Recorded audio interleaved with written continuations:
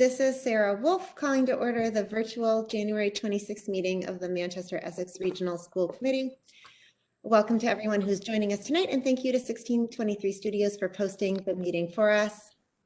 And we will begin with public comment as we always do. I know that Cheryl Mulvey is in there because she has something for CPAC. Aside from Cheryl, because I know what she's doing, if you would like to make a comment, please put your full name and your town in the chat. And don't put anything else in the chat. If you are planning to comment about anything to do with the school budget, I ask that you wait until after the budget presentation at 7. We've reserved ample time for public comment during the budget hearing. So looks like Cheryl, you are on for CPAC. Hello, my name is Cheryl Mulvey. And I, along with Christine Reisfelder and Sophia Johansson, are the facilitators of our CPAC in this remote environment. And we have worked to bring a CPAC to the virtual world. For any parents or people that don't know, a CPAC is the Special Education Parents Advisory Council. And what a CPAC does is they have a duty to meet they're made up of special ed parents, and they have a duty to meet regularly with school officials to participate in the planning, development, and evaluation of the district's special ed programs. We've had about 3 meetings. We've decided as facilitators to make this CPAC, given the circumstances and things like that, a non-hierarchical CPAC where there are not roles, where there are not elections. We want to connect as many special ed parents as possible with each other. We have meetings every 3rd Thursday of the month at 6 o'clock. Sometimes the schedule varies. So if you are a special ed parent or somebody interested in special ed programming, be on the lookout for emails from the Student Services Office. Those are from Allison, and they will have the link and information about what's on our agenda for the meeting. And if you want to email us directly, we are at mercdcpac@mercd.org. Our next meeting is Thursday night at 6 o'clock. And we are going to be talking about launching our closed Facebook CPAC group, which really is just to connect parents to virtual workshops that other CPACs are doing. For instance, I just got a notification, I think it's in Framingham, of a lecture on February 25th with Sarah Ward. And CPACs are able to share speakers and all kinds of resources. And you'll find all that information on the page when it launches.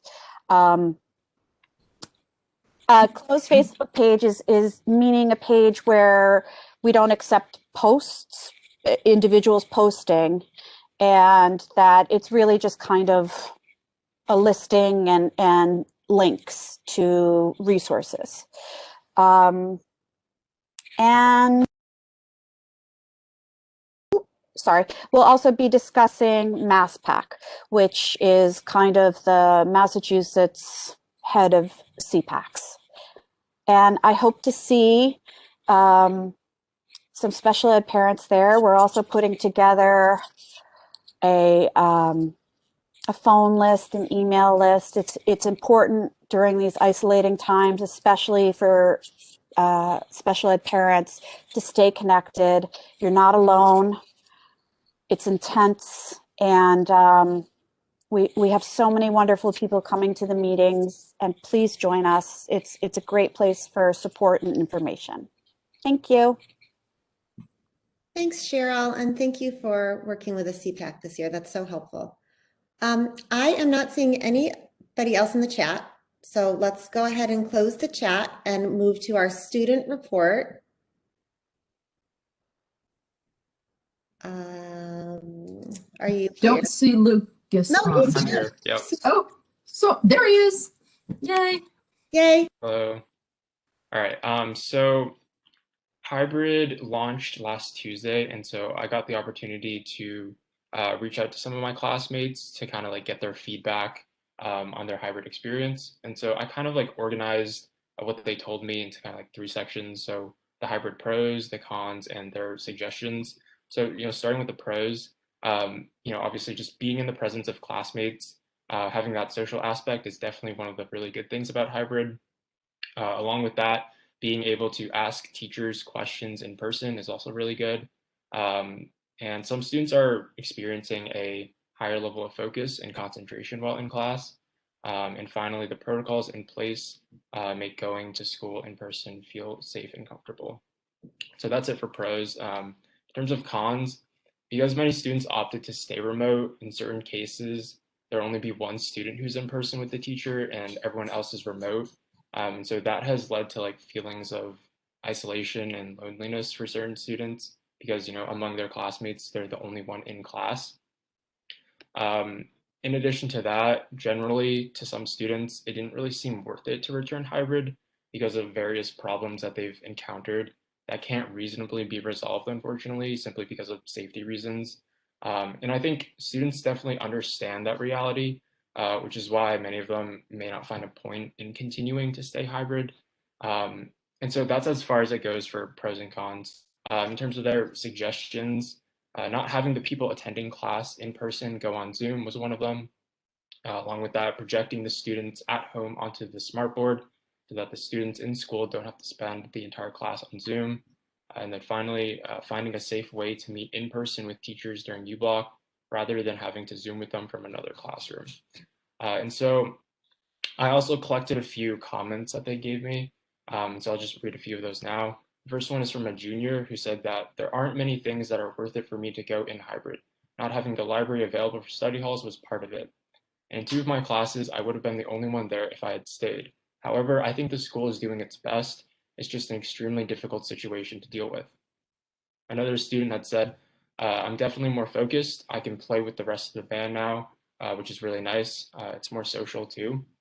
Also, it definitely feels less awkward talking in class in person than it does on Zoom. And then the final comment was from another student who had said, I thought that it was good. I think that it was easier to communicate with remote students in the classes that used the Yeti microphone and speakers because then we didn't hear feedback through the headphones. I think that the policies in place are good to keep everyone safe, like the scanning at the desks for contact tracing and disinfecting our desks. One thing I might suggest for the future is finding a safe way to meet in person with teachers during study hall rather than having to Zoom with them from another classroom. But overall, I enjoyed it. And so those were just a few of the comments that I gathered. Overall, I'd say that hybrid learning is, personally, I think it's as good as it can be given the current circumstances. I will say though that I think it's important to actively think of ways in which we can improve the hybrid learning experience for students without obviously compromising the safety of the students and the faculty. But, unfortunately, there just aren't many ways to do so, but there are some, so I think it's important to keep that in mind. So yeah, that's all I have. If anyone has any questions, feel free to just ask me. Lucas, I just have to compliment you. Thank you so much for reaching out to your friends and giving us that very balanced and well-organized reflection on hybrid learning from the student perspective. I hope that more kids will start to go back maybe as a few weeks go on and they hear from their other friends. I agree, yeah. How safe and comfortable it felt once they were there. But any other school committee members have questions or comments for Lucas? I don't have a question. I just want to echo what you said, Sarah. Lucas, wow. Thank you. Thank you for such a great view on both sides of it, because, we are seeing things in such sometimes a small, for sure. Small perspective, and it's great to hear from you guys. So thank you so much for that. Of course. I really appreciate it. Yeah, 100%. All right, thanks. I've got to throw in 2 thanks, Lucas. There's some really great suggestions in there. Thank Mhm. you. Yeah, Thanks. awesome.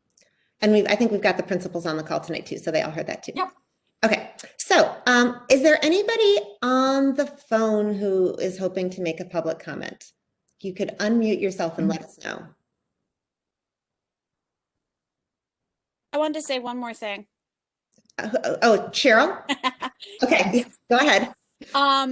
That I would like to encourage Essex parents to tune in to the Finance Committee meeting tonight at 7 p.m. To discuss all the things that we're going to discuss in this meeting. Thank you. That's actually a meeting here. We're having our budget hearing. So I think that they will, Oh, I don't think it's a separate meeting okay. unless I could be wrong, but So we Nope, stay everyone's on in the right place. okay, we stay everyone's on here. this link? We're all here, but please, yes, please stay on and at 7 when we transition to the budget Okay. portion of the meeting. That would be awesome. Okay, thank you. Sarah, this is Lauren Harrison. Can I just make a comment? Are you Yes. still taking comments? Oh, good. Okay, this is Lauren Harrison. I just had a comment of, I know there's a lot of chatter amongst parents on athletes not being asked to be in school, but able to be playing on teams. And so I would ask the school committee and the superintendent and athletic director to really thoughtfully rethink about the policy of having students be in-person learners rather than choosing to be remote learners, but they're able to be on the basketball field or the soccer field or the, I think it would create a little more camaraderie around the teammates, and it would also increase attendance in schools so you don't have one or two people in classes. And I think it's a privilege to be on a sporting team, and I think that the reasons are not medical that they're not coming to school. So just thoughtful reconsideration as we go forward. Thank you. Thank you for that comment, Lauren. All right. Any other call-in comments? Okay. So I have a very quick report because I know we have a lot to do. So thank you for joining us tonight. We have a short business meeting followed by a public hearing beginning at 7 on the school budget. At the public hearing, you have more of an opportunity to hear more about the budget and also make more comments and hopefully get any questions you have about the budget, this year's budget, which is very complicated and difficult, and maybe you can get those answered. That would be great. I did want to give a shout out to the Student Coalition Against Racism group for putting together a presentation on Dr. Martin Luther King. It was great. So really good job putting that together and getting it out to everybody on Monday. I also wanted to report that I had a nice meeting with the leadership from the Manchester-Essex Conservation Trust. They are hoping to work with the district to promote environmental education. And if there are any school committee members or indeed any parents of students in the district who would like to get more involved, please contact the Manchester-Essex Conservation Trust. And I can put you in touch with them if you want to let me know. And as always, before we move on, I just want to acknowledge all of you, our amazing community of students, parents, and guardians, and teachers and administrators who are all working very hard to provide the best possible education for our children while surviving a global pandemic. And now we will move ahead with our meeting, beginning with our consent agenda. Do I have a motion to approve the consent agenda? So moved, Warnock. Second, Cameron. Okay, Any any seconds? discussion?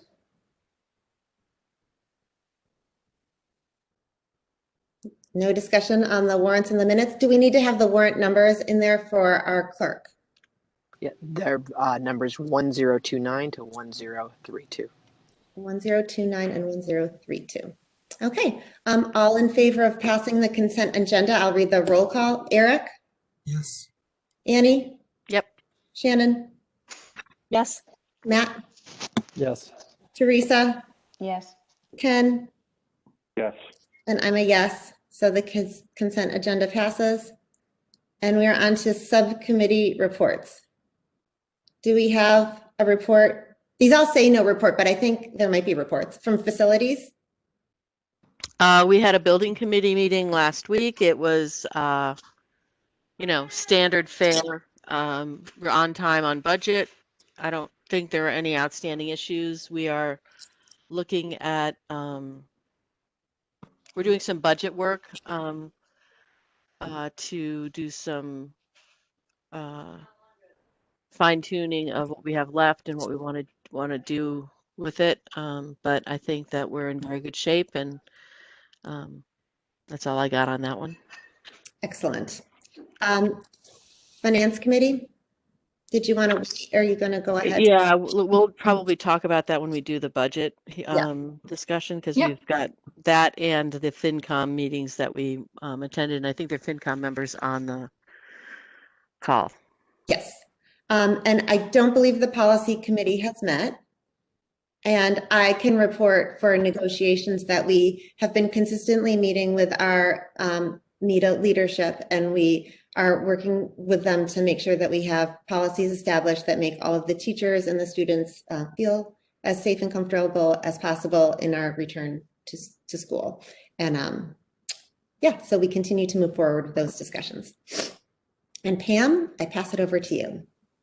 Great. And that's a great segue, because my update tonight is mostly just a couple of very quick hits on things that are going on, and teasers for next week's meeting of things that we're going to be getting into some greater detail. The one order of business we do need to complete tonight is related to our ongoing work with the Teachers Association, and it's an update to the calendar. And I know parents are dying to have this. I feel very badly. This has been not smooth throughout the year. We've been adding days here and there, and I'd love to get something out tomorrow to clear up communication. So the long and the short of it is we have added the days on this chart here as half days, which means there's a remote component in the morning and then either PD or conferences in the afternoon. So if the school committee gives us an okay to update the calendar, we will be able to do so tomorrow morning and get it out by end of day to teachers and to parents so that they can plan appropriately. And the thinking behind this is the half days have come from the acknowledgement that planning for the high flex. So basically doing two things at once, teaching kids in person while teaching a remote component as well, just is, it's a huge lift for teachers. They are doing an outstanding job meeting the challenge, but it's extremely time consuming, and they're planning as they go. So it's definitely, there is definitely a need for more time to do so. So this is just an acknowledgement and a provision of more time so that they can plan effectively. So we just need a motion and a vote. Motion to approve the calendar update. So moved. I'll second Erdman. Any discussion? I have one quick thing. This is Teresa. Sorry, just a quick thing. So this goes mostly through March, and then there's one out to May. It's intended to be complete for the rest of the year. I've got elementary parents who are concerned their kids haven't had a full week in a month and a half, and we're just sort of looking at, so is this going to be complete, or will we be adding to this? Pam, you're muted. Sorry, Teresa. We have run this out through April break. Depending on what our situation is after April break, and I think next week's discussion will inform that a little bit. There could be more days, or we may be looking to add more in-person time at that juncture. So this is out to April break. 5-3 is a little bit offbeat. 5-3 is an existing release day on the district calendar, but it's only K5. This makes it a K12 day. So that's the change there. Thank you. So from 3/22 to April break, though, people can plan on that for now. Yep, this is solid through April break. Yep. Awesome. Thank you. Just moving forward, we have begun, we've been looking to do this all year. We have started the strategic planning timeline again. We had a great conversation with the Creative Ed Foundation. Did we finish the vote? Pam, we have to finish our vote. Okay, sorry. That's okay. Any other comments or questions about the calendar update? Okay, then I'm going to go by roll call. Eric? Yes. Annie? Yes. Shannon? Yes. Matt? Yes. Teresa? Yes. Ken, yes. And I'm a yes. Thank you. Okay, so we've rebooted the strategic planning timeline. At this point, we look to kick it off late February, and it should run through July and August with a convening of the school committee, the steering committee, and we're hoping to tie that into our summer workshop. So more to come on that. And what I was starting to say before I realized we had not voted is that we have reestablished a connection with our partner, the Creative Ed Foundation, who's going to be facilitating the process. So in the next week or so, you'll be seeing an invitation going out for people who are interested in joining the steering committee. So just super excited to get this underway. You know, I think I've said before, I was disappointed that we didn't get this done last year, but in a way, having all of this upheaval to our system puts this planning process in a very different light. And I think we can capitalize on lessons learned and really be in a unique position to set ourselves up for the work in the years ahead. So look for information on that. Another exciting forward-looking activity is we're getting ready to send out kindergarten registration, not anything too new there, but pre-K. If you have driven by the Memorial School, you see the two beautiful pre-K peaks, which are the designated rooms in that new facility. So we are looking to expand the number of peer pals we can take into the program. We've been doing, Allison and Julie and Alvi have been doing some planning on how to accomplish that. And we will be presenting an update to the school committee next Tuesday night on how we think we can expand the pool in a way that will help offset our existing cost of the program. We don't see it as a break even just yet, but we do think we can help to reduce the compliance cost in the program that we're running now. So good news, exciting news, excited to use the new facility. So we'll be coming to you with an update on that next week. Cheryl is already here letting you know CPAC is up and running, and spoke with Allison today, and starting next Tuesday, they're going to be every first meeting of the month, a standing agenda item. And then just a couple of, I'm working two clickers and using the wrong one. A couple more surveillance testing. We are still working with the Department of Ed, and we're expecting some updates this week. Primarily, we're looking for the documentation around consent and liability. They were supposed to be ready to launch by next week. That doesn't look like it's going to happen, but I think there was some news that came out of the feds today that may explain why they've stalled a little bit. It looks like there's going to be funding available to schools if they implement testing. So again, a couple of pauses in this process. We're still fully committed to it, but every pause that we hit seems to work in our favor in terms of actually being able to make this work effectively for our staff and students. COVID-19 vaccines. School nurses have been vaccinated in Tier 1. I wrote this earlier today, and I think there was some breaking news about some moving around of groups in Tier 2.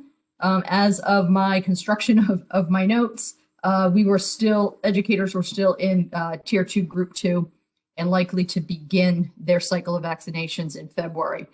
Just a quick note, both the Mass Association of School Superintendents, which I am an active member of, and our local North Shore Roundtable, we have put together letters and submitted them to the governor advocating strongly for them to move teachers into Tier 1. So to do somewhat of a bridge tier where they would move up teachers and put them high in the queue for vaccination in support of everyone's goal of getting more kids back to school more quickly.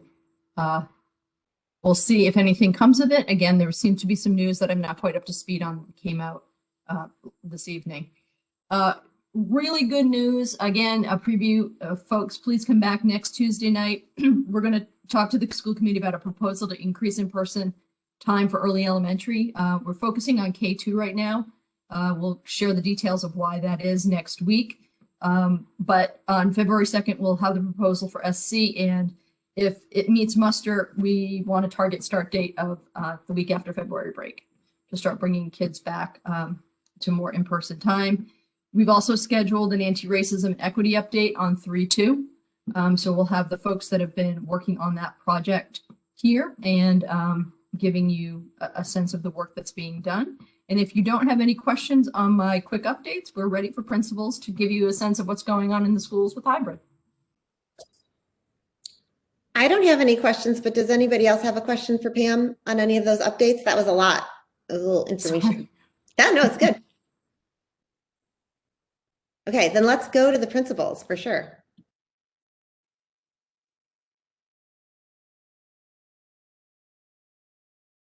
Kim, I don't mind starting if that makes sense. That's great. Thanks, John. All right, great.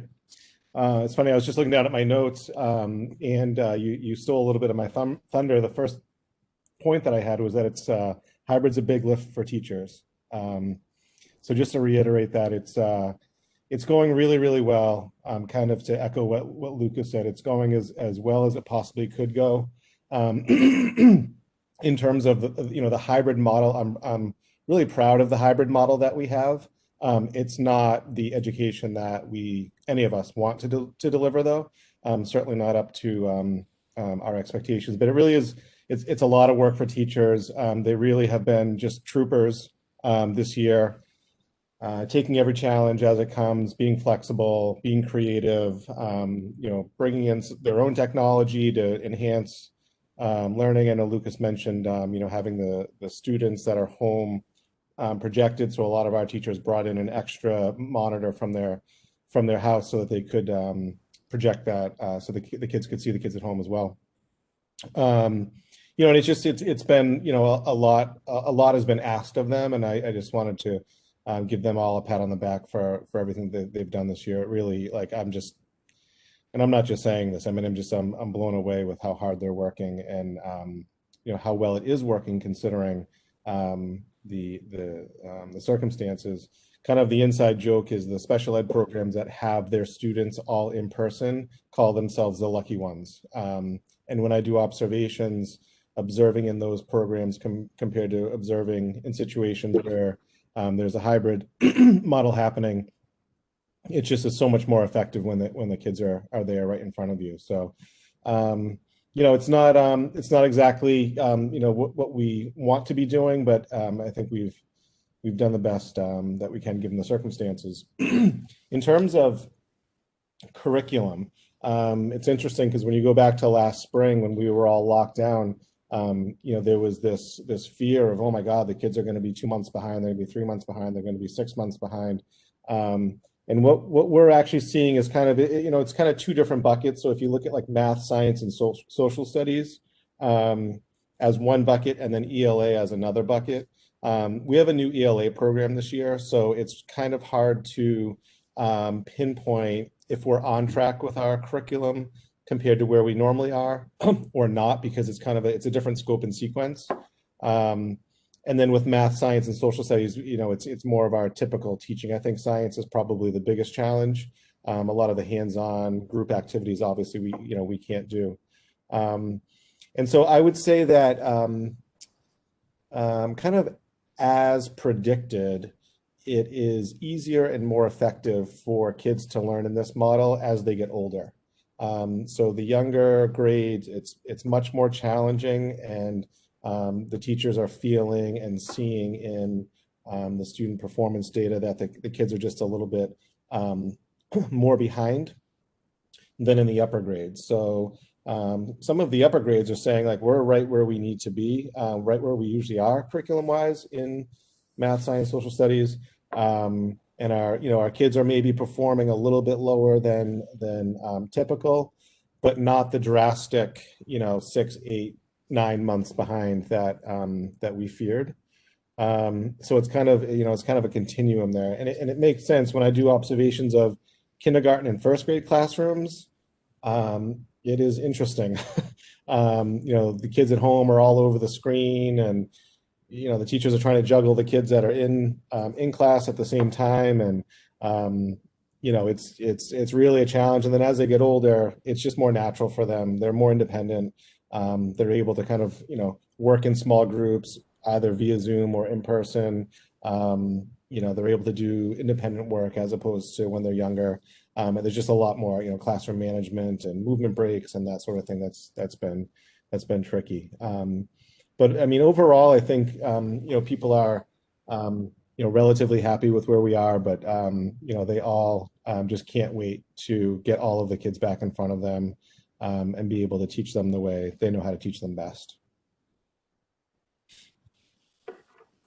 All right. Who wants to go? Are you? Thank you so much, Mr. Willis. Yeah, no problem. Sarah, Maybe Jennifer next? yeah, I might as well. So Yeah. we stick with the elementary. So Yeah. Connie, I followed Lucas's method of sharing my information, but instead of reaching out to the students, I reached out to the teachers and gathered information, but then I put them into themes to be able to share with you tonight. So I'll try to talk quickly because I do have quite a few bullets, but they're bullets. So in terms of all the positives of the hybrid model at Essex, what I would say is students have 100% been following the safety guidelines when in person. It's absolutely stunning how these kids I mean, it's like they've been doing this forever. Kids are following the safety guidelines. They're doing a great job and we're really proud of them. Another theme that surfaced was that teachers and students are really happy to be together. That just came up over and over again. We are so happy to be with our kids, even though we only see half at a time. But that was definitely a pro of moving into that hybrid model rather than fully remote. I heard that there are definitely more opportunities for social engagement while at school, even though that the teachers are having to find ways to keep the kids 6 feet apart, but encourage the socialization. And I've seen all kinds of very creative things happening. Kids sitting in their squares 6 feet apart playing a game, you know, where they can play and speak to each other. Even recess time, it's pretty incredible how creative people have been. So that's been appreciated and a pro.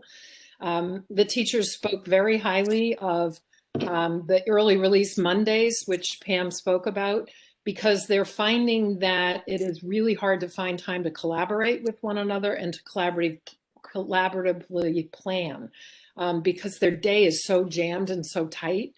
And they just appreciate the time because it's really hard to get together with their peers and find ways to be productive. And so that's appreciated. Some of the special ed and ELL staff told me they do appreciate the remote times during the week because there are no masks involved.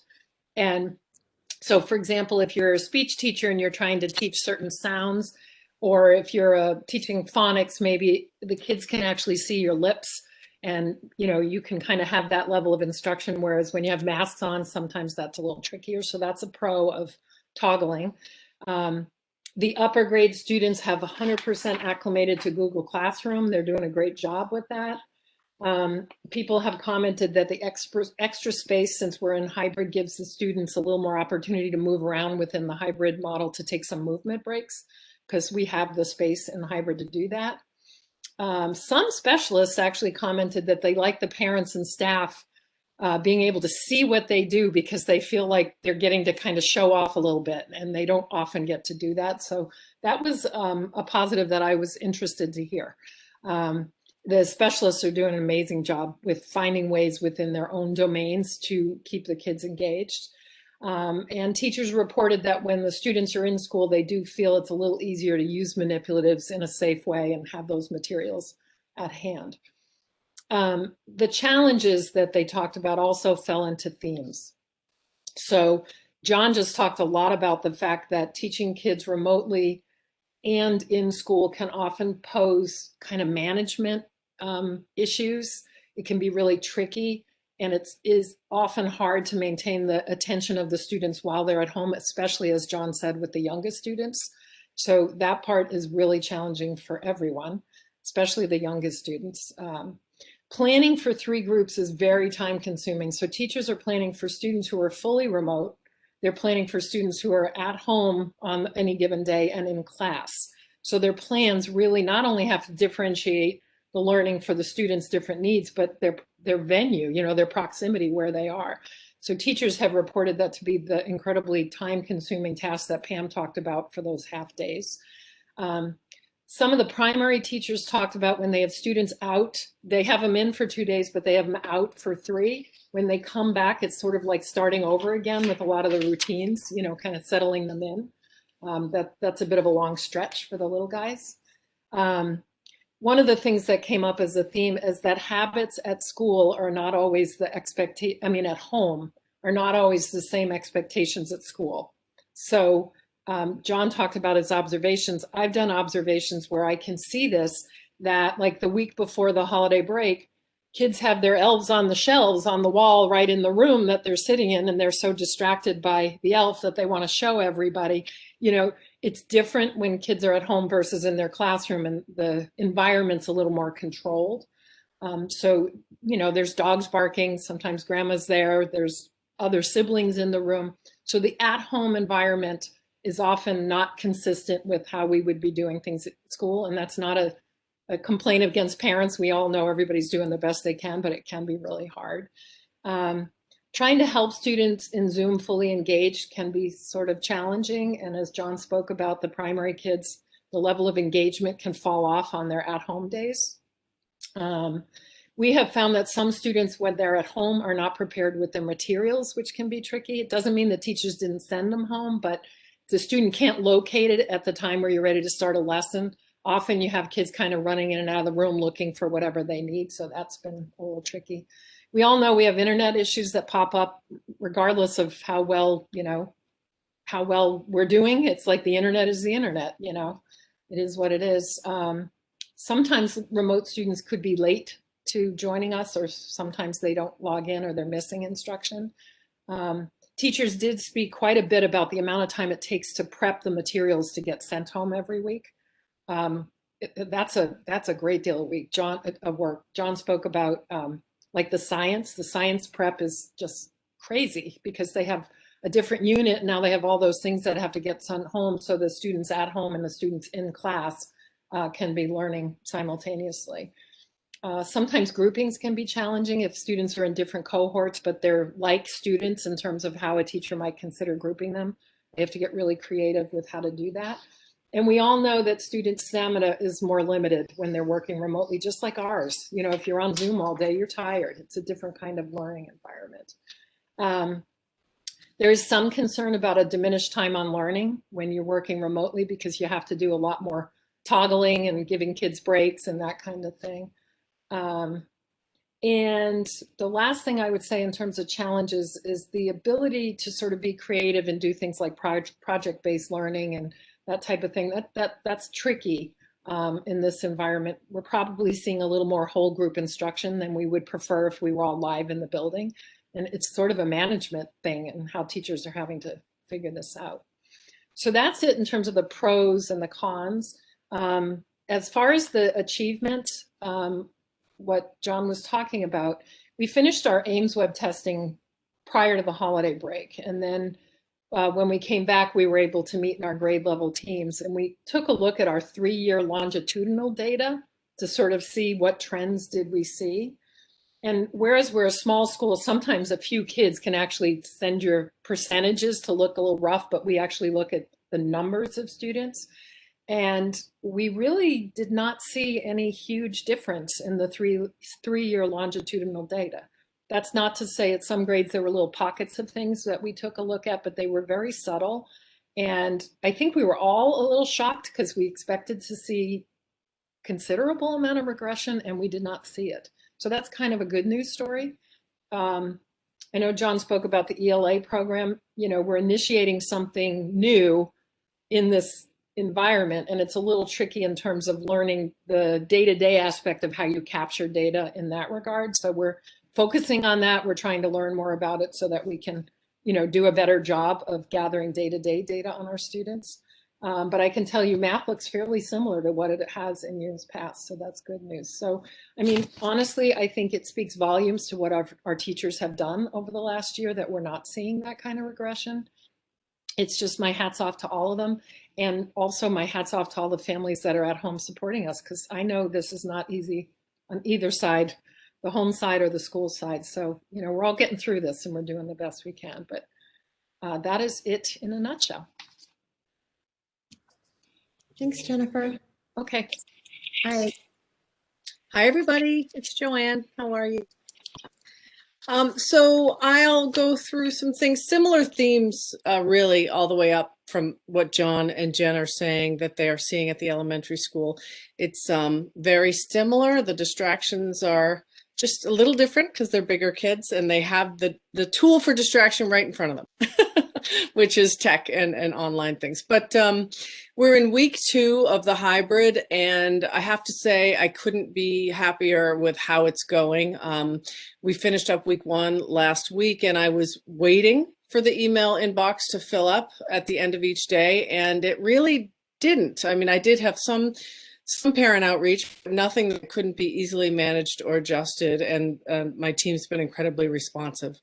It's been said twice, I'm going to say it a third time just to really drive the point home of how challenging and difficult this work is for our teachers, and how they are meeting the challenge head on. I see them, and the eyes of the mask have dark circles under them, and they seem very, very stressed, but they're leaning in, putting their heads down, and they're getting the work done. And I'm just really, really proud of them. And I know, hearing John and Jen, who have been doing this for a much longer time, that it's a steep hill and a long steep hill. It's work that these teachers are going to be doing for quite a while. So trying to encourage them to pace themselves, to put the perfectionists to the side as much as possible, and focus on what's most important in the moment, even though that tends to be many, many things.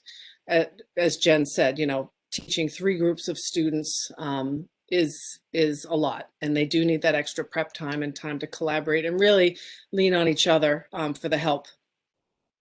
So we just did a poll of our kids to find out, what's good, what's challenging, and 70% of them who are coming in are reporting that they're loving it or really liking it a lot. Over 90% of them are reporting that they feel good with the tech. They know what to do. They feel like they have the support of adults around them. They know where to go if they have any questions, and they feel very supported. They're enjoying being in person. They're recognizing, out of the mouths of babes, these kids, they are talking about what is challenging, but in the next breath, similarly to how Lucas presented at the beginning, in the very next breath, they're realizing, this is just kind of how it is in the situation that we're in, and we'll try to make the best of it, but we do want to let you know it's not great. They want to be with their friends. They want to sit together. They want the full and complete attention of their teacher when they're in the classroom, and not have to have that attention divided between themselves and the kids at home. And they miss all those things. They miss life before masks. They miss, they just miss what we all miss. And they're vocal about what they miss, but they also recognize that there's not a lot we can do about it. And I think they're appreciative that we're doing what we are doing in order to get them back in. And they're all reporting that they feel safe. Teachers are reporting for the most part that they feel safe once the surveillance testing is underway, and obviously once vaccines start to roll out, I know they'll feel much better about things. Some of the challenges that kids are reporting is the change in schedule. So our remote schedule is much more relaxed than our hybrid schedule, and they now follow the remote schedule on Mondays only. But on Tuesday through Thursday, they're in that more rigorous hybrid schedule that has shorter transitions, and that's something that they're needing to get used to. They're reporting that the high flex model is challenging for them because, again, they're in the classroom, they've got the computer in front of them, they're still zooming in, even though they're in the room with the teacher, which right now is necessary in order for the teacher to be able to teach all populations at the same time. And they're just basically, recognizing that it's an adjustment period and that things will get better. They're always optimistic, our kids. Attendance is a concern for us at this point. School-wide, we have about 25% of students opting out of hybrid. So we've got 25% fully remote school-wide, which is about grade level. It's 21% at 6th grade, 16% at 7th grade, and 37% in 8th grade. Of those, we've got 3 families that have students spanning both 6th and 8th grade. So the numbers, the percentages are slightly lower if you're looking at it on a family percentage perspective. I've reached out to my neighboring colleagues. I've heard back from 11 of them, and their percentage of students opting for fully remote ranges from 11% to 38%. So we're not quite in the middle, but we're not at the absolute high end of 38%. Academically speaking, we had fewer than 10% of students school-wide earning a D or an F in one or more classes, which is pretty much on par where we have been in the past. My sixth grade team right now is working on collecting benchmark assessment data in math and English, reading, writing. We just finished our first trimester, so we're looking at some of that collective data.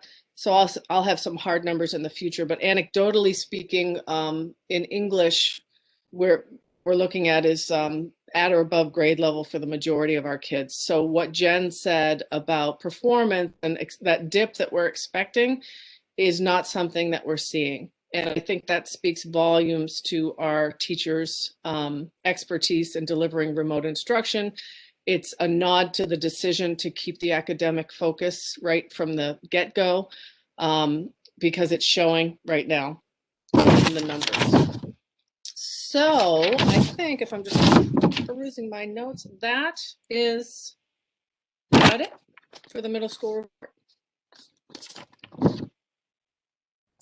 Thank you, Joanne. I'm guessing she's here. There she is. Yay. Hi. Can I just say everything? And I'm kidding. No, I'm done. No. So I do want to report from the high school, and I want to say first, I'm really proud of our freshman students for their transition to the high school, having really never been in our the back part of the school, and even just finding their classrooms. They came in like pros, and they've just been doing an exceptional job, kind of getting into the high school and managing the hybrid learning situation. In terms of what Lucas, I loved Lucas's report. One, I loved hearing that kids feel safe and comfortable in school. That's awesome. And I really appreciated his suggestions. One thing that kind of movement to the building through U-Block was something we had planned to look at once we got into the building and got a feel of it. So that's something we will be doing in the coming weeks. The teachers that use the Yeti mics, they swear by it. They're like, it's the best way to have a conversation in school with the kids that are at home. We've actually ordered more of those so that we have enough for every single classroom. We had kind of ordered enough to like start it up, but then they're very expensive. So we wanted to make sure people were going to use them. And we have ordered more so that every teacher in the building has access to that type of setup in their classroom. And a number of teachers are projecting students on the board, and I agree with Lucas 100% and with the kids that when you project the kids and you use a Yeti mic, it's almost like you're one big classroom. And I think that as teachers are experimenting and finding out what's working and talking to one another, we may see more of that type of setup in classrooms. I mean, we've only been in for a week. Today we weren't in school because we had the PSAT. So that's kind of where we're at with that. So again, thank you, Lucas. And I do agree, the kids being in school, you can tell when there's groups of kids that are friends in school, you know, they sit near each other at lunch, they talk, they have a good time. You can see that they're happy. We hope that more kids will decide to come back to school. And I guess that's my main focus of my plea tonight is I think there's a partnership between families and students that need to work together to bring kids back to school. Our school is open. We want kids in school, but yet we have 45% of our students choosing to remain remote as of today at noon. That kind of spans different grade levels. It's 58% at, oh no, sorry, 46% of seniors, 58 out of 126. 75 students out of 127, which is 59% of the juniors. 49% of the sophomores, which is 58 out of 119, and 19% of the freshmen, which is 18 out of 95. And we know as kids become teenagers, you know, one kid says something, I'm not going, I'm staying home. Yeah, me too. It's kind of, that can happen. And what we need to do is partner together with families to encourage students to come into the building. We are attempting to make it safe and welcoming. We're trying to provide opportunities for students to interact with one another. We understand it's not typical school and it's hard. But we really do believe that being in person is very helpful for students in terms of their learning and their access to their teachers. I did want to give a big shout out to Matt Tangney, technology integration specialist. He's done an amazing job working with our teachers and helping them set up their rooms to prepare for hybrid learning. He just runs around the building and like responds. Awesome. We see our engagement remaining high at the high school, even with 45% of students choosing to remain remote. The engagement level is very high. I was looking through report cards today and they were pretty spectacular overall. So that was good news. I think there's a good feel in the building between teachers and students. I agree with my colleagues. Teachers are working amazingly hard. They're just, you know, knocking it out of the park, trying to keep kids engaged and keep, you know, just keep things moving forward. So we're really pleased with that. And so I'm going to keep mine short because I know you have your budget thing coming up. And I think my colleagues did a great job talking about what it's really like going on. Thank you, Tricia. All right, are we doing, I feel like Pam asked us not to make questions and comments right now because we need to move into the budget hearing. Is that right, Pam?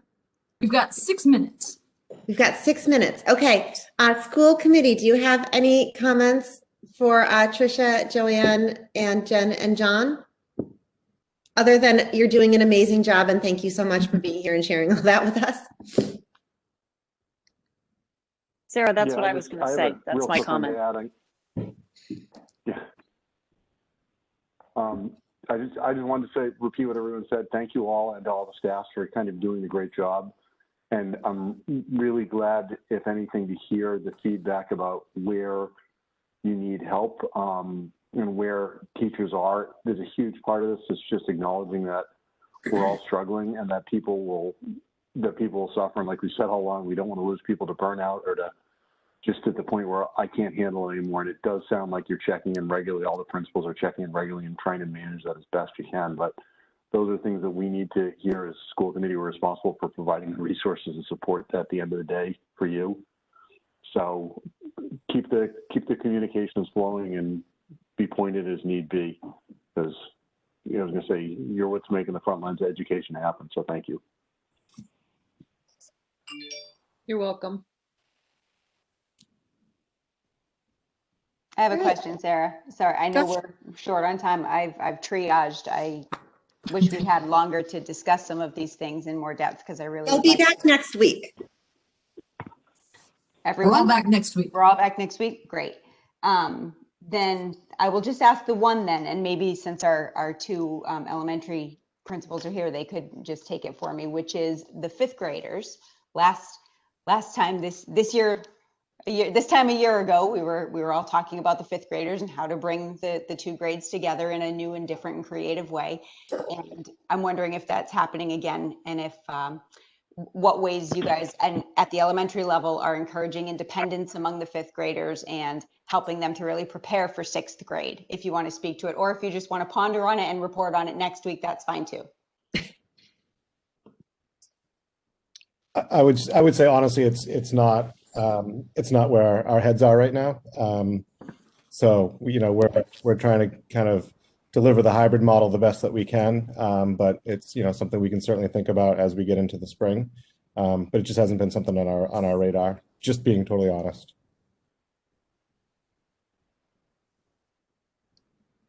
Okay. All right. Thank you for your candor, Mr. Willis. Sure. Yeah.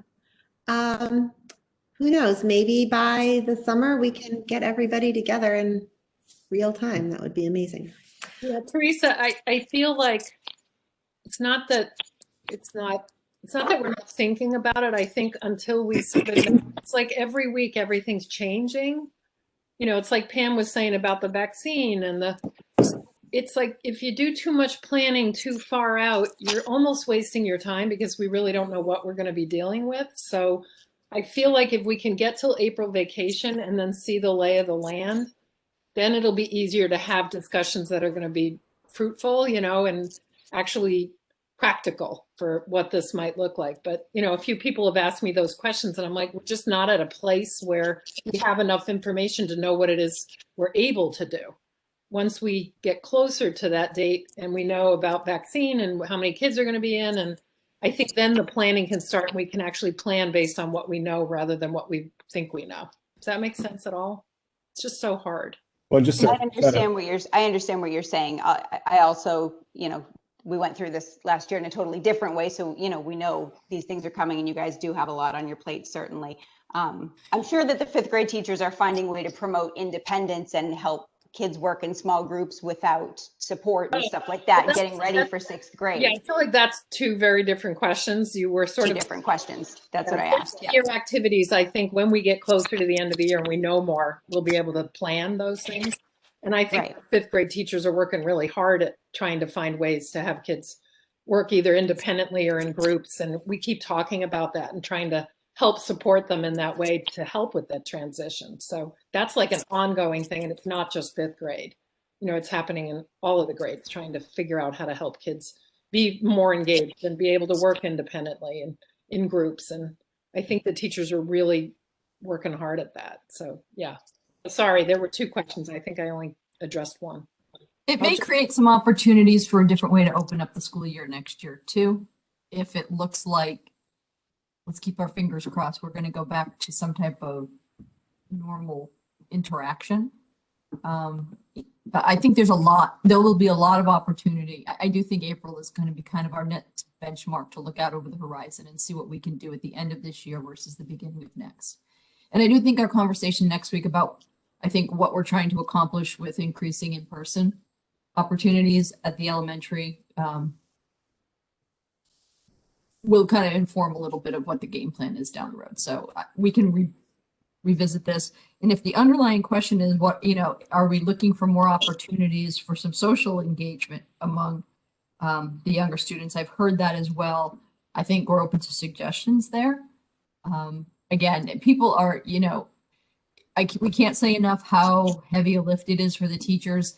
The team on this call has been drinking from the fire hose just as much as the teachers have, with a different set of responsibilities. So I can't say enough for not only the teachers, but how this team has reacted to the challenge. It's been a full court press since last spring with very little downtime, and every day brings a new problem to solve, and they do it with grace and optimism. So I can't say enough for the hard work that's been put into making this all work and supporting the staff and getting their jobs done. So a big thank you to them.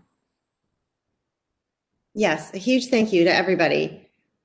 We know you guys are just doing a great job. Thanks. Thank you for coming with these reports, and we look forward to seeing you again next week. And with that, I think we need to move into our second half of our meeting, which is the public hearing on the budget. And so I guess I need to just check. I don't think that any boards have enough of a board here that they need to actually call a meeting into session, but if you do, please speak up and let us know. Okay, then I think we're good. We'll have the presentation of the budget by Avi and Pam. And then Annie and Shannon will give us some more detail, and that will be followed by public comment. So we will reopen the chat as we always do after the presentation. Sarah, I'm sorry to interrupt you. Yes, Ruth, hi. Hi, how are you? Good. Good. I just looked at the attendees and it looks like Selectman Bradford is on the line with us, so I will need to call to order. Oh, okay, go ahead. At this time, I will call the Essex Board of Selectmen to order. I second it. Very good. Thank you. All right. Are we ready? I guess I'm going to start by saying it may seem like we're taking a sharp turn from the conversation we were just having, but in fact, the conversation we're going to have now is fundamental to the conversation we were having before. And I think the themes that you heard were highly committed staff, seeking ways to produce strong outcomes in a really difficult situation. And I think you also heard that despite some initial concerns about potential for significant learning loss, through the efforts of our teachers to adapt to a very difficult model of delivery, we've been able to keep kids moving forward in their learning through this really crazy time period. And part of our work is providing the resources and the conditions under which that can happen. And the basis for that is the budget. So I guess hope that you'll keep in mind the things that you're hearing. I mean, this year is not ideal and school doesn't look like anybody wants it to look, but we're continuing to get the job done in really difficult times. And we need, I think you'll see the theme of our budget is we need to continue funding the schools at an appropriate level to do so, or we're going to be faced with some very difficult decisions about what we want to be and who we want to be as an organization going forward. So we're using the icon of a person at a crossroads, scratching his head and not sure which direction to go. And we're going to present to you tonight not only some facts and figures about the budget, but some difficult questions that the committee needs to wrestle with. And through their deliberation, it's important for them to have public input on which to base some of their decision making. So we start tonight by framing our presentation with the problem we're trying to solve. So before we get lost in the numbers and I would say nibbling around the edges, looking at nickels and dimes of how we're going to close gaps, I think there's really a big picture problem in front of us. In the next couple of years, we're going to have to reconcile kind of our wants and our needs. So we pose tonight the problem of essentially the cost of a level services budget. And that's what we've been presenting over the past few years. And we present again this year for approval. The cost of a level services budget in the schools, we've clearly established it grows at an average of 3.5% to 4%, faster than 2.5%. We make commitment to work within 2.5%, but we know our natural growth rate is higher than that. So the ongoing question is, how do we maintain our program, meet our goals, while always cutting the budget? And I think a few things come to mind in terms of framing out this ongoing challenge. First, I think in any year when we talk about a budget, it's never just that 1 year budget that we're trying to fix. We're really always struggling with a perpetual structural challenge. Again, it's the natural growth rate of the school grows faster than 2.5%. How do you square that circle? Level services growth rate is annually suppressed, right? So Avi runs the numbers in a very technical way, arrives at what we need to maintain level services. And level services by definition is the same program and staffing level we have this year in the following year, making adjustments for enrollment when we can, because if you only need 5 classrooms instead of 6 classrooms to serve students in a benchmarked class size of 22, you go with the 5. So it doesn't mean we aren't making nips and cuts, but we're offering the same program. That number is always reduced to fit into what the town constraint need is. So we back into a number and we do make cuts while trying to offer the same level of programming. So we're in a cycle, right? We continue to go through this every year, micro focusing on the budget in front of us, trying to make the nips and the tucks to make the numbers work. But what we don't regularly pay attention to is we're in a cycle of cutting to meet a number, which creates a cumulative debt over time, right? So we're in a cumulative level services deficit, meaning we're always trying to nip, tuck, use reserves, or move some things around to make the numbers work. But what happens is every 7 to 10 years, there's a reckoning. And the district ends up at a financial crossroads where we have to pose the question and debate whether or not we look at a significant program reduction. So scaling down what we offer in terms of program and services, or asking for an override to build up enough money in reserves to carry us through another 7 to 10 year cycle of suppressing the annual growth rate. So I think the first thing we want to make known and clear is that we are at that crossroads now. And between 22 and 24, we're going to need to answer that question. Are we looking at a large scale rethinking, reorganization, and downsizing of our program?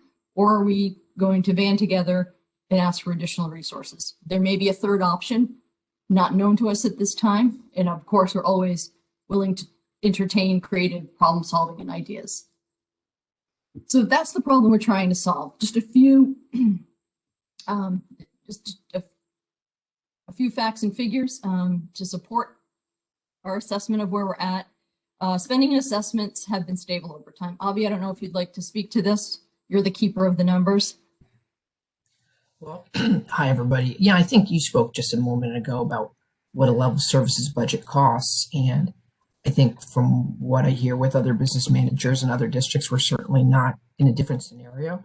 Remember, if you're wondering how you get to some of these numbers, when we're talking about level services, that means the same level of program in place. So that isn't adding additional things in.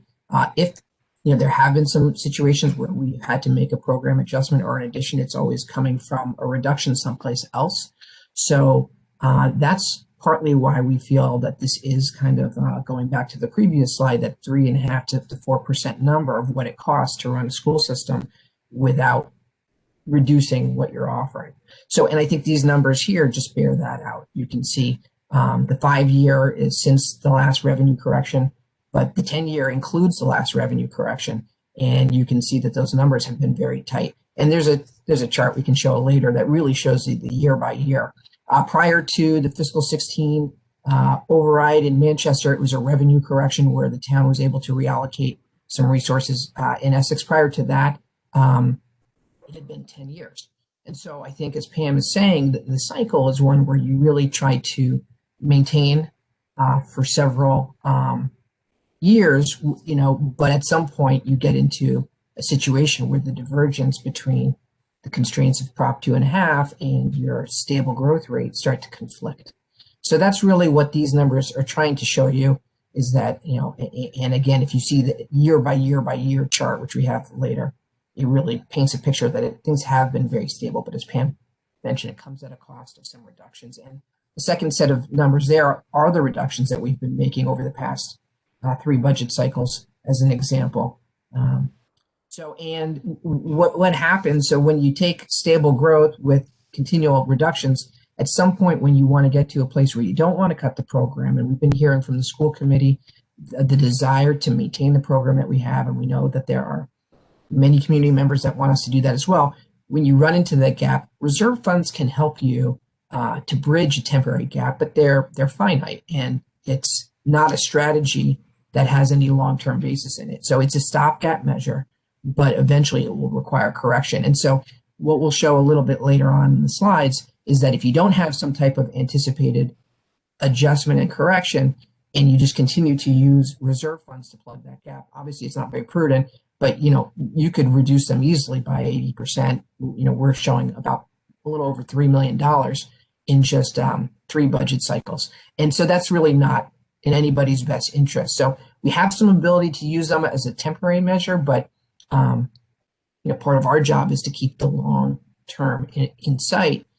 Clearly, if we are not, if we're going to be in a situation where we're going to be cutting down the road anyway, it might make sense to start that sooner than later before we start spending down the reserves to a point at which we don't have money on hand. And we'll get into this in more detail. So this is just the high level introduction to some of the thematic concepts. And I'd just like to follow up by saying the reductions to close the annual gap among the 1.6 million that's been reduced between 18 and 20, $500,000 has been in a reduction of staffing through attrition, and that's about 7 positions. So it's coming out of all aspects of the program. We do have a detail sheet we can show you later on, but we are always in a position where the small things rarely help us close the gap. And the place we most typically need to look is in program and staffing, because that, as you'll see, if you're a budget follower, is one of the largest segments of our budget. So there's no stone left unturned, but we're already in a position of having made significant reductions. And what happens is over this 7 to 10 year cycle is you make significant reductions in staffing and program. And when you hit that crisis point, you really start to then have kind of dramatic cuts that need to be made. Much of what we've been able to do has been through attrition. We've been lucky to have people retiring at the same time we've made need to downsize. So there's really no direct impact on a staff member having to lose their position. I think we are now moving into a new era with the level of cuts that we'll need. It will most likely, if not this year, next year, start to have significant impact on individuals. So backtracking a little bit, we start every budget prep period by revisiting the school committee goals, linking them to our specific budget goals, and then assessing what our needs are, typically starting with student needs, which are represented in the left-hand column. So the overall student need in program, identified special education needs, and then moving to the right, looking at fixed costs and facilities. Because we're in that perpetual cycle of having to cut to meet budget, fixed costs drive the budget. So with my educator hat on, not my financial manager hat on, it's very disappointing not to be able to think about investing in the program and using the budget to make strategic improvements because the majority of our work is done trying to pull every lever and assess every budget line so we can meet our required fixed costs. So that's why a lot of the conversation about the budget, I know someone, I think it was Teresa, had asked this question. The discussion about the budget is very technical, and it centers on things we have to do, which, it's not inspirational, focusing on the things we want to do and how we can use identified resources or efficiencies to invest in improvements. It's because we're always kind of in this fighting to survive mode. So the budget highlights, you want to take them through the basic numbers? Yep. This is the size of our budget, which we talk about. It's basically how much we're planning to spend through the general fund, the taxpayer funded budget, $27.95 million. It's a 4.25% increase at this point, a little bit higher than that standard growth rate that we've talked about, but basically in line with the high end of that range. To get to that target, we still have about $610,000, a little bit more than that, we think, based on some of the updates that we're looking at, but about $610,000 of additional efficiencies we need to fund. Of that amount, $335,000 is an amount we had last year that is still there this year. Last year, which is the current fiscal 21 budget, we had funded $335,000 of the budget through reserve funds as a revenue source. So that's just reminding you that's something we were talking about a couple slides before. And a lot of that came through COVID savings that we had at the end of fiscal 20 that we were able to roll forward. But on top of that 335 is an additional $276,000 of gap to get to our current budget estimates. And we'll talk a little bit later about some of the ideas that we've been talking about to close that gap. But to give you a sense, again, going to Pam's first slide of how, level services often doesn't meet with our spending targets that we want to have through a non-override budget. And just to be clear, this is a budget this year where we're not talking about an override or a revenue correction. We're talking about a multi-year process where we're starting to look down the road. So if anyone has that question, that's certainly not being proposed for this year. But you can see in all the prior years we had 430,000 of gap before we finalized 380 in the year before that, 900 in fiscal 19 when we were absorbing a one-time increase in healthcare of about 28%. So that's the spending side. The revenue side that pays for that, as many of you know, we don't get a ton of aid from the state for education compared to some other communities, like some of the big urban districts. But so the large majority comes through town funding, which is called an assessment. That's what we assess to the 2 member towns. And so that is targeted at a lower growth rate at 3.75%. And that's partly because we are expecting a slightly better state aid picture this year than we, in fiscal 22 than we originally estimated. We can move forward. One of the things that we start to do at this time of the budget cycle is to look at how does that assessment, the 3.75% increase over fiscal 21, which is $880,000, roughly speaking, how does that get split between the 2 towns? There is a formula in the regional agreement that specifies exactly how that should happen based on formula inputs. The formula inputs include student enrollment from each town and how much, of our student enrollment comes from each town. It also includes, and that's essentially a measure of usage, so to speak, as well as property values, which is essentially a measure of tax capacity, and the final metric for our operating budget being population. So based on that, we've run preliminary numbers. These numbers don't get finalized until the school committee finalizes its budget, and then we have a 30-day window where the treasurer approves the numbers and sends it to the member communities. You can see it's going to be a slightly higher increase at this point. It's looking like at 4.23% for the town of Essex, which is a smaller dollar amount because, right now, if you look big picture, town of Manchester assumes about 64% of the budget and Essex about 36%. But the rate of increase is going to be a little higher this year for Essex because of those formula inputs. Slightly higher uptick in student enrollment coming from Essex as of the current year, slightly higher uptick in percentage of property values compared to where we were before. Again, the overall split is still about 2/3, 1/3, Manchester with the 2/3, Essex with the 1/3. But from year to year, you can see formula inputs. That means the growth amount is leaning a little bit more heavily from one community versus the other. We talked a little bit about money that comes from other sources besides the towns, and that growth we're forecasting at 7.7%, which is very high and very favorable.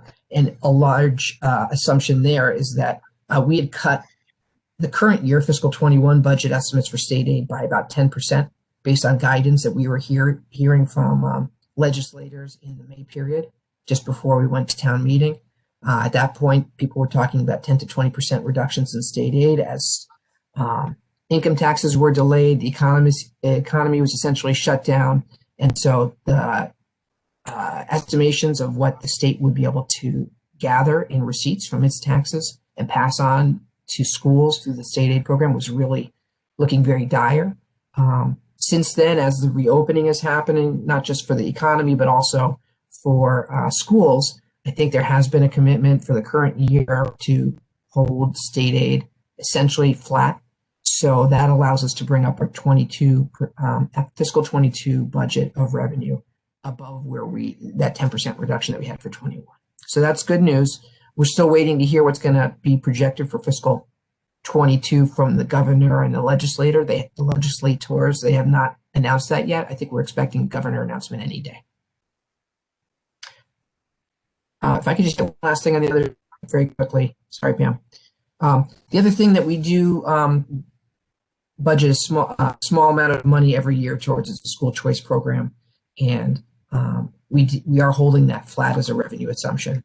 That's reimbursements we get from other communities that send their students to our school, and we have about I believe it's about 50 students. Might be. I'll pull up the number in just a second, but we're assuming that will be flat for the fiscal 22 budget cycle, but that requires us to not only replace graduating students this year at the end of this current school year, but also those that graduated at the end of fiscal 20. We did not replace those students because of the fact that we're trying to create more space in our classroom, knowing that we would be moving students to a 6 feet distance level.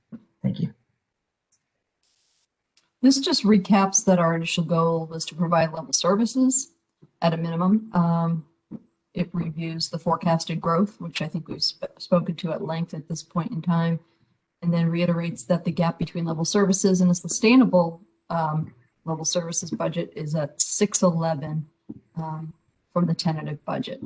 COVID costs in 21, we've been keeping that in a different column. We have not integrated the COVID costs into our operating budget, but we're running that separately, assuming that they're going to be one-time costs, even though they may go over a couple of school years. Avi, I know you picked up some information about some potential additional funding coming our way, or some optimism that there could be funding coming our way. I don't know if you wanted to comment. Yeah, and I had mentioned about the school choice. The number's 40 students currently, so I just wanted to get that number corrected. Yeah, we have talked quite a bit about costs that we would be submitting to the Federal Emergency Management Administration, FEMA, and we had very supportive comments from FEMA and the local state branch, MEMA, over the summer around costs related to reopening. They tend to handle things that they do not address anything on the educational side, for example, technology or remote learning. They don't get involved there, but anything related to the COVID emergency that could be around, for example, facilities or personal protective equipment, PPE, anything for fresh air monitoring, all that type of stuff is typically the type of thing that you might see from FEMA. We submitted over $200,000. And then guidance came out from the federal government in September that they were really essentially pulling back from their willingness to reimburse. It was supposed to be a 75% reimbursement rate on all those costs, to the point where in late November, early December, we received word that they wouldn't reimburse anything related to the opening at all, which was a really terrible blow, very frustrating because we've worked so hard, and the facilities crew under Jason Waldron's done an amazing job to bring in fresh air engineers and having PPE for everyone who needs it. We did just hear yesterday that with the new administration, they have asked FEMA to re-examine all of the eligibility determinations, and that some costs that were previously deemed to be ineligible will be relooked at. And so we don't know anything more than that, but I think it does align with what we heard, which is that essentially this was about a policy decision being made at the federal level. So I think there's reason for some optimism, especially because we have had our optimism dashed down to zero. So stay tuned on that, but that would be certainly good. And on the CARES Act, which is the other money, there is some talk about potentially a new round that could help us. We're only getting about $400,000. It's a huge amount of money, so I don't want to say only, but if you have been paying attention to the costs of reopening, it certainly far surpasses that in terms of making sure that we have everything we need to keep students and staff safe, as well as to have a remote educational program running from a technological standpoint. So this is just a quick look at some of the drivers that we talk about. Where does the money go? About 65% of our costs are compensation. About 61% of the increase in the fiscal 22 budget model. You can see it's growing slightly lower at 4.01% than our total spending growth of 4.25%. We talked about the fact that we're not adding FTE at this point. Where does 4% come from? We have the majority of our costs are part of the teacher's contract, and we have a model that's similar to every school system in the state, where you get paid for years of experience as well as educational attainment. Those are called steps for the years, as well as columns, as they call it, for masters, actually double masters, PhD, etc. And then on top of that, sometimes you have people who have already reached the max step, which is 15 years of experience. And so for those folks, they get only a cost of living adjustment. The entire grid does go through that. And that number will vary from year to year, depending on the contract. We're in the third and final year in fiscal 22 of a teacher's contract of 2.5% cost of living adjustment. So when you add that to about 1.5 points of growth for the step and column increases, that's roughly how you come up with a number of about 4%. Sometimes there can be some retirements that can happen, and we can find some savings there sometimes. by bringing in younger teachers. They tend to grow at higher levels over multiple years, but you can certainly find some budgetary savings. We've done restructurings of positions to find ways to do things more efficiently in the past, almost every year, where we may have a program that we think we can run differently. And so some of that will happen. At this point, we haven't been talking about any specific examples yet, other than the ones that Pam might preview a little bit later. Sometimes that can help to bring additional savings. Health insurance, the next biggest cost, it's about 20% of our spending, 30% of our growth. So if someone's wondering, for example, what's so hard about keeping in line with Prop 2.5, why are we talking about the fact that our multi-year spending runs around 4%? Well, if 20% of your spending in health insurance, which is all employers provided, but it's also mandated by the state, is growing typically at a 6 to 8% range. Just if you're doing as well as the market, you're going to have 6 to 8% growth on 20% of your costs. So that's just an area that will typically always grow faster than Prop 2.5. We've got a 6% rate increase estimate. We've been talking about how well we've been doing this year, and that's been going great. We have done several adjustments over the past decade into how we provide health insurance, and that's helped us to do our best to manage this cost. And so, for example, last year we were able to come in at a 3% increase, which was much better. We were looking terrific, and we're even talking about bringing our 6% estimate down to 3% for this current budget cycle, but we've been waiting as each month of data come out. We just got the latest month of data, and we're seeing that our really strong results so far are starting to return to more normal patterns as more and more people have been starting to go back to the doctor. And we're now hearing from, health insurance providers that they're thinking of tacking on a, over and above your experience and utilization rate, a 2 to 6 or 7% increase right off the bat related to COVID. So that is news that we just heard last week. That could take our desire to bring the number from 6% down to 3% for our growth rate for this area, and maybe save what we've been talking about, $130,000. It could go the other way. And at this point, it's looking like it might be safer to maybe add $43,000. So that's certainly not been good news that we've been receiving. We're going to monitor it. The other thing we've been talking about is with our obligation under state law to make sure that we provide insurance for retirees. We've been putting aside money for what's known as OPEB, retiree health growth, and we have been very far ahead of other school districts in pre-planning for that, in collaboration with our Teachers Association, which has been helping us to set aside money to fund future obligations by shifting some of our plan design to slightly more affordable programs. Sometimes they have higher out-of-pocket costs for teachers, but the teachers have been very collaborative in doing that. And so we're estimating to have about $3 million in our OPEB trust fund.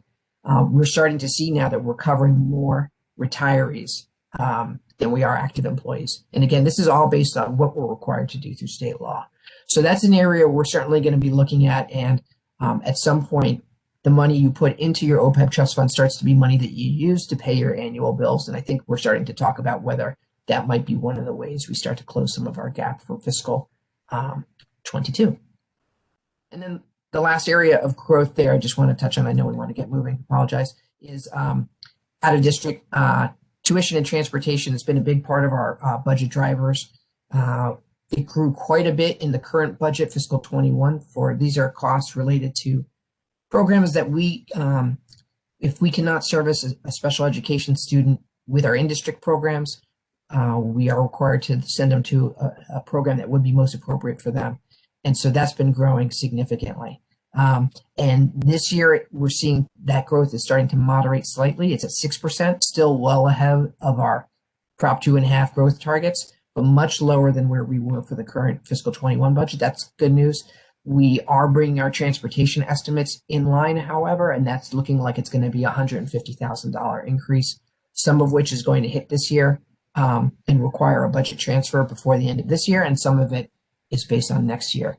For those who are wondering, if students are remote, we don't pay any transportation costs for those students. This is just for students who are, in fact, traveling to an out-of-district program. There is some commitment from the state to provide circuit breaker reimbursement, but some of the increased spending that the state has committed to through the Student Opportunity Act, SOA, has been delayed as the state tries to get itself out of its budgetary crisis.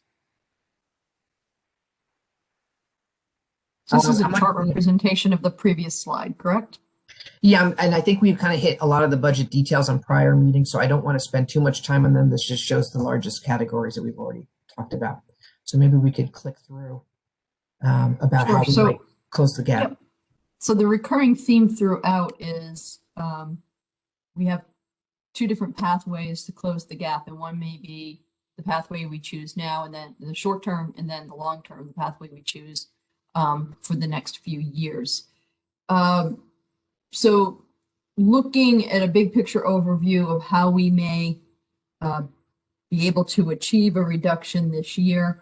Again, we had, if you saw this chart last time we had it up, which I think was 2 meetings ago, you may recall that the healthcare estimate was what Avi had just referenced. We had it at 6 originally in the budget, and we were going to be revising it down to 3. And we were booking a savings of $130,000 that was going to go a long way toward closing our gap.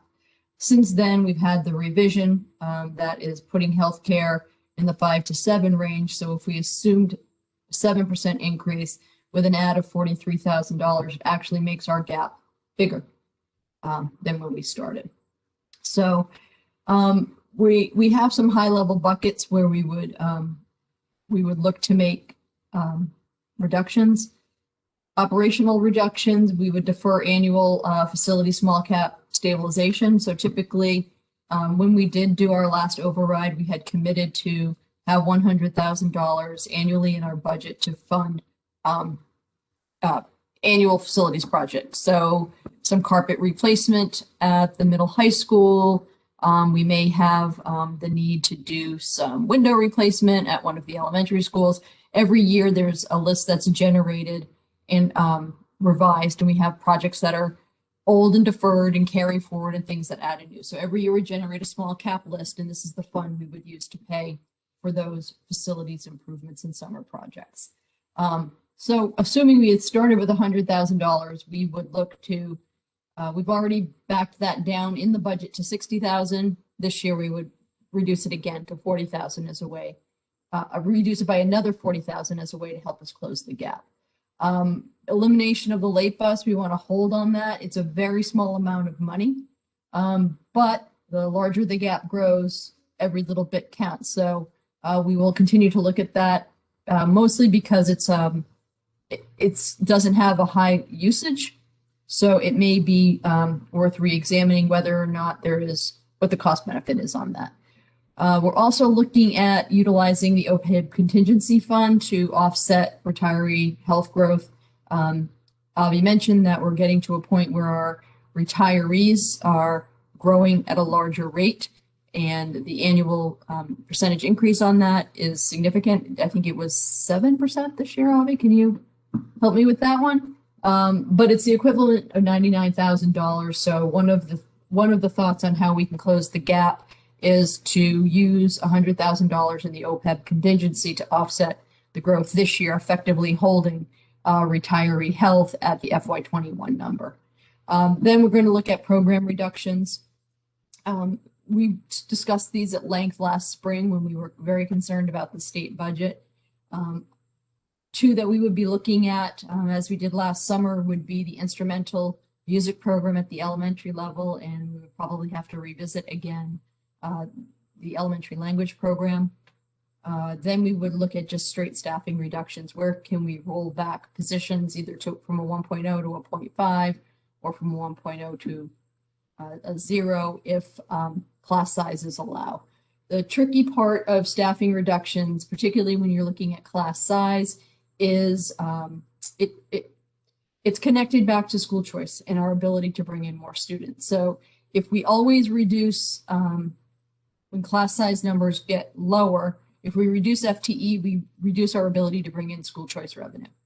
So every time we cut a classroom, it becomes harder to make good on our commitment to trying to hold that school choice revenue line steady. So that's where we have to do a study to see whether or not it's more of a savings in the, maybe more savings in the short term, but maybe a more of a long-term loss to us if we reduce staffing in the wrong place, because we're going to limit our ability to take in more students.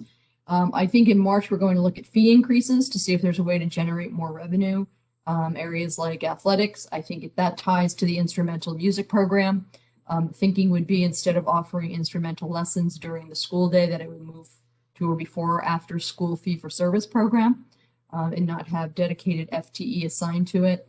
And I think we would look at our rental program. It's been dormant this year, but we were hoping we'll return to some level of normalcy next year, where we can go back to renting our facility, and it may be time to look at the cost structure there.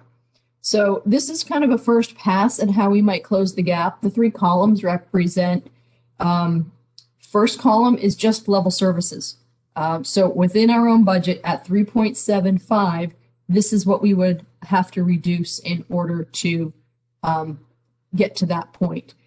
We've been talking with Essex about where they stand in their finances, and if they propose that we reduced from the 3.75 down to a 3.2, that would equate to $552,000 in reductions. So we would have to look at multiple moves under each of these categories. And then the third column simply represents and tries to illustrate the real problem that we're dealing with, which is all of our scenarios utilize $335,000 of reserves from excess and deficiency as a means of providing revenue into the budget.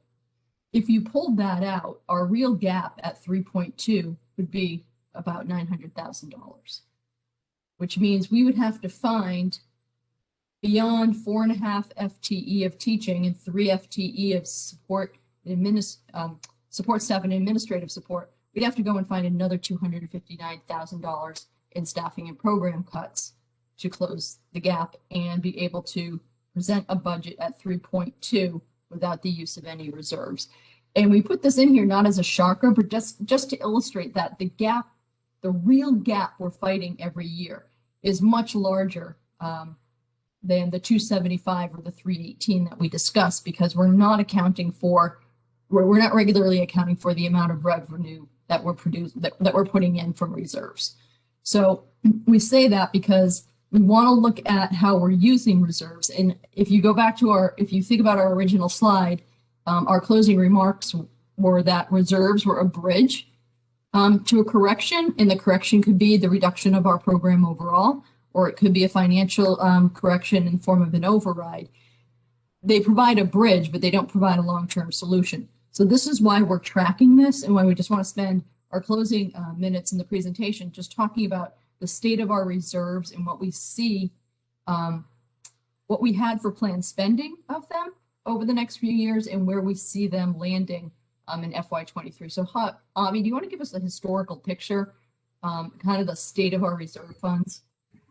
Sure, I'm going to keep this very brief, but basically reserve funds are one-time rainy day funds that you have. We have 3 major sources between, and those are the columns in the middle.